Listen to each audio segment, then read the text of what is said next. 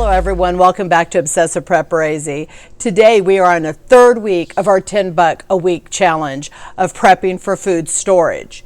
Now I've got my 2 weeks here, and if you want to see what I did with my 2 weeks, check out week 1 and 2 on those videos, and I tell you where I'm going with this food. But then I've got my third week here. Sorry it's late. I've been real busy. I've built my husband a YouTube channel. His name is Highwayman Trucking. If you haven't seen it already, I highly suggest to go over, check it out. You've seen on the channel I have been doing truck stop videos. Well, now they're not going to be on my channel anymore. They're going to be over on Highwayman Trucking. So if you want to check out that, we would sure like the subscribers. Get over there and we greatly appreciate it. So this week, because I am so late on the third week of my $10 a week challenge, which is here, this is releasing today, which is Tuesday. I will have week 4 releasing 2 days from now on Thursdays. If you're interested in week 4, keep an eye out for that because I'm going to release 2 videos this week. Week 3 and week 4, and I want to apologize again. I just kind of got behind because of the trucking. Getting back to our $10 a week third week challenge, I've got some oatmeal here, some flour, some sugar, I've got some baking soda, and a box of spaghetti. We have a 10-pound bag of all-purpose flour, and we're also going to pick up a 10-pound bag of all-purpose flour. Your gold medal all-purpose is $4.32, and our Walmart brand is $2.24, so I'm going to go ahead and get the Walmart brand for $2.24. We have a 10-pound bag of sugar. We've got some whole grain oats, oatmeal. Okay, the next thing that we're going to look at is oatmeal.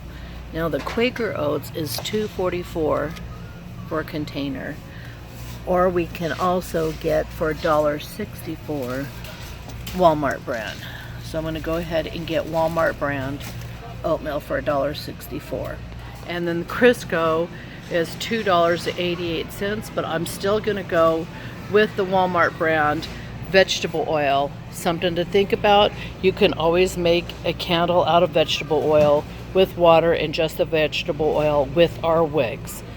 So we're going to go ahead and get for $1.87 a container of vegetable oil. And baking soda.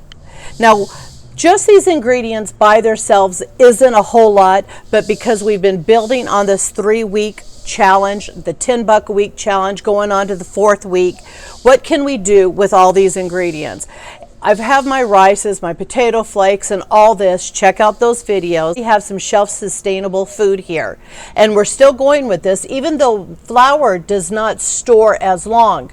In our preps, I don't care if you do all-purpose flour and you rotate the heck out of it, or if you want to purchase hard white wheat or even hard red wheat. This is all up to you. The hard wheats store up to 20 years and even longer. You know, guidelines say 20 years, but we know we can push that longer. But you also need to think, if you're going to store hard wheat, white or red, you need to have a mill or a grinder to be able to grind that down to make your flour. So if you're going to store that, just make sure that you have some kind of grinder. You know, food mill, you know, I'm going to leave that up to everybody. You know, you can get a crank like I have, or you can get an electric one. It's across the board of what you want to do. I store regular white flour. Hard wheats that I purchased are 5-gallon buckets. And that I've just pushed that off. I don't use that on an everyday basis. Maybe I should, but I don't.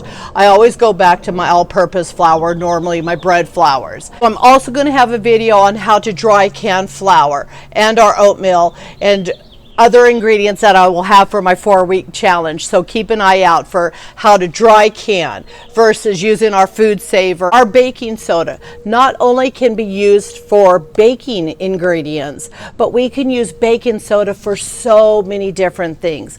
People don't realize in an SHTF situation that you can use, not even an SHTF situation. If you have heartburn, take a teaspoon of sodium bicarbonate in some water and drink it. That'll settle that heartburn and the gases that you have. You can use baking soda for a toothpaste.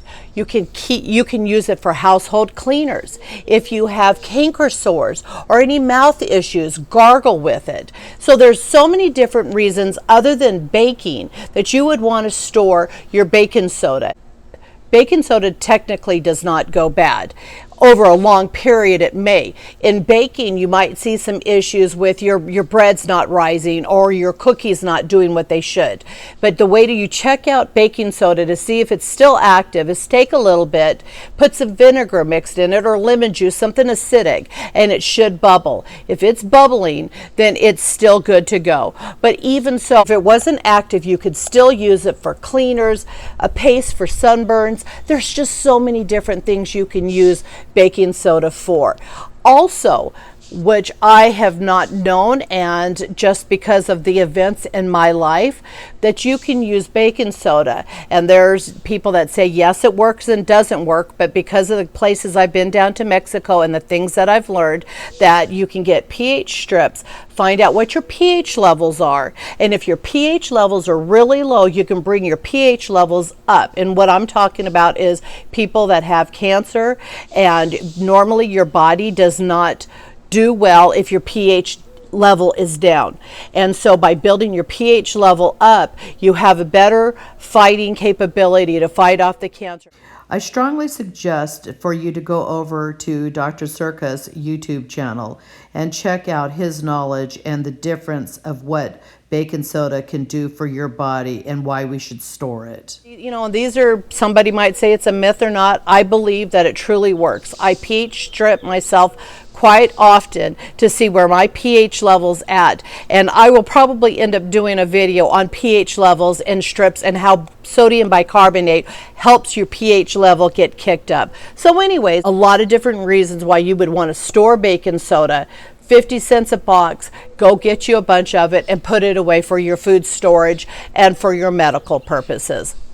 Now that we have all this, where I was going with my starches, my flours, my sugars, all of this is because of breakfasts and breads. So we've got our oatmeal, and we want to store a lot more of this. Per person, you're going to need a lot more, but we've only got $10 a week, so we have to start somewhere.